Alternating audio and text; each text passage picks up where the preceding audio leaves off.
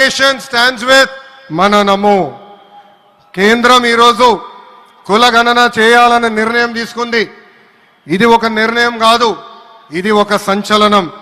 Wear others hesitated for decades, Namo acted, rewriting history with courage. True to his commitment to empower the marginalized and deprived, Namo's bold stroke will deliver social justice in its truest form. నమో గారికి ఆంధ్రప్రదేశ్ అన్న, అమరావతి అన్న ఎంతో ప్రేమ. ఇప్పుడు ఆయన ఢిల్లీలో ఎంత బిజీగా ఉన్నారో మనందరూ తెలుసు. ఆయన ఈ కార్యక్రమానికి వచ్చారు. 2024 ఎన్నికల్లో ప్రజలు ఎన్డీఏ ప్రభుత్వానికి 94 సీట్లు గెలిపించారు. అందుకే మన ప్రధాని నమో గారు ఆంధ్రప్రదేశ్ కోరిన అన్ని కోరికలు తీరుస్తున్నారు. మొన్నే విశాఖపట్నానికి వచ్చి railway zone, NTPC green project, Nakkapalli bulk drug park కి నిధులు కేటాయించారు. ఏకంగా విశాఖపట్నం ఉక్కు ఫ్యాక్టరీని కాపాడారు. ఇప్పుడు అమరావతికి వచ్చి నిధులే కాదు పనులు కూడా ప్రారంభించబోతున్నారు. మనం ఒకసారి గతం కూడా గుర్తు చేసుకోవాలి. 2014లో రాష్ట్ర విభజన జరిగింది. కట్టుబట్టలతో మెడబట్టి మన బయటికి గెంటేశారు. ఎక్కడి నుంచి పరిపాలించాలో తెలియని పరిస్థితి. కానీ మన సిబిఎన్ గారికి సంక్షోభాలు కొత్త కాదు. ఒక పక్కన సంక్షేమం, మరో పక్కన అభివృద్ధి చేసి చూపించారు. అందరి ఆమోదం తెలిపిన తర్వాతనే అమరావతి రాజధానిగా ప్రకటించారు. రైతులు చేసిన త్యాగం వల్ల ఈరోజు అమరావతి ఏర్పడింది. ఒకే రాజధాని, అభివృద్ధి, వికేంద్రీకరణ అనే ఎజెండాతో మన ప్రభుత్వం ముందరికెళ్ళింది. రాయలసీమను ఎలక్ట్రానిక్స్, ఆటోమోటివ్, రెన్యూవబుల్ ఎనర్జీ హబ్గా తయారు చేశాం. గోదావరి జిల్లాలో ఆక్వాని పెద్ద ఎత్తున ప్రోత్సహించాం. ఉత్తరాంధ్రలో ఐటీ, ఫార్మా కంపెనీలు కూడా ఆనాడు మనం తీసుకొచ్చాం. కానీ 2019 నుంచి 24 వరకు విధ్వంస పాలన మనం చూసాం. మన సిబిఎన్ పై ఉన్న వ్యక్తిగత కక్షతో అమరావతిని చంపేయాలని చూశారు. ఒక్క ఇటుక కూడా పెట్టకుండా 3 రాజధానులంటూ 5 సంవత్సరాలు గడిపేశారు. 8 ఏళ్ల పిల్లోడి దగ్గర నుంచి 80 సంవత్సరాల వృద్ధుల వరకు జై అమరావతి అంటూ జెండా బతుకుని రోడ్డు పైకి వచ్చి ధర్నాలు చేస్తాం, పోరాటాలు చేస్తాం మనందరం చూసాం. జై అమరావతి అన్నందుకు రైతులకి సంఖ్యలు వేశారు. జై అమరావతి అన్నందుకు మహిళా రైతుల్ని పోలీస్ బూటులతో తన్నిచ్చారు.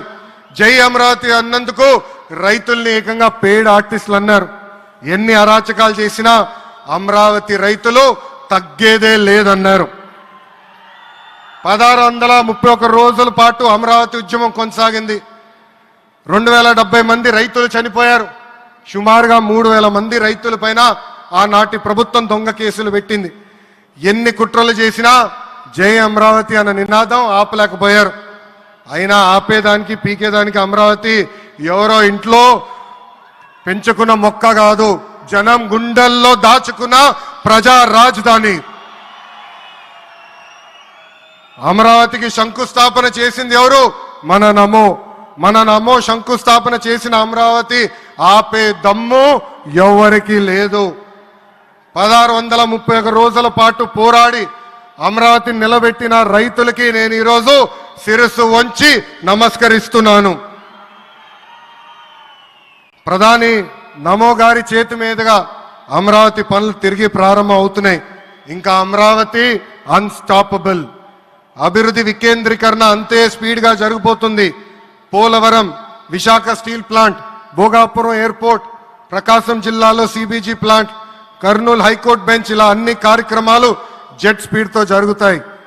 ప్రజా ప్రభుత్వం ఏర్పడిన 10 నెలల్లోనే 8 లక్షల కోట్ల పెట్టుబడితో వాటి ద్వారా 5 లక్షల మందికి ఉద్యోగాల అవకాశాలు కల్పించడానికి అనేక నిర్ణయాలు మేము తీసుకున్నాం, ఒప్పందాలు కుదిరించుకున్నాం. అంతేకాదు 16,347 పోస్టులతో మెగా డిఎస్సి నోటిఫికేషన్ కూడా ఇచ్చాం. 5 ఏళ్లలో ప్రైవేట్ రంగంలో 20 లక్షల ఉద్యోగాలు కల్పించాలని ఒకే ఒక లక్ష్యంతో ఈ ప్రజా ప్రభుత్వం పనిచేస్తుంది. ఆంధ్రప్రదేశ్లో ఇప్పుడు డబుల్ ఇంజిన్ సర్కార్ ఉంది. 2 పవర్ఫుల్ ఇంజిన్లు. ఒక పక్కన మన నమో, మరో పక్కన మన సిబిఎన్ గారు. అభివృద్ధి, సంక్షేమం అనేది జోడెద్దుల బండి. ఎన్ని ఇబ్బందులు ఉన్నా సంక్షేమ కార్యక్రమాలు అమలు చేస్తూ అభివృద్ధి పరుగులు పెట్టిస్తున్నారు మన సిబిఎన్, మన పవన్ అన్న. ఇంకా మనకి తిరిగే లేదు. ఇది తెలుపుకుంటూ గౌరవ ముఖ్యమంత్రి గారు ఎప్పుడూ మన పైన ప్రేమ చూపిస్తూనే ఉన్నారు. మనం అడిగిన అన్ని కోరికలు తీర్చుకుంటూనే వస్తున్నారు.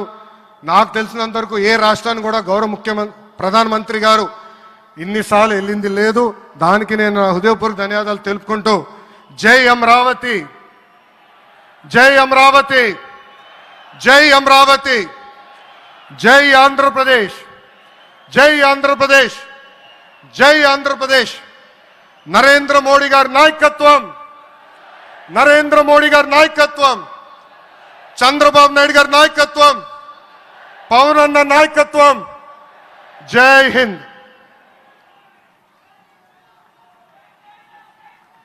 అద్భుతం.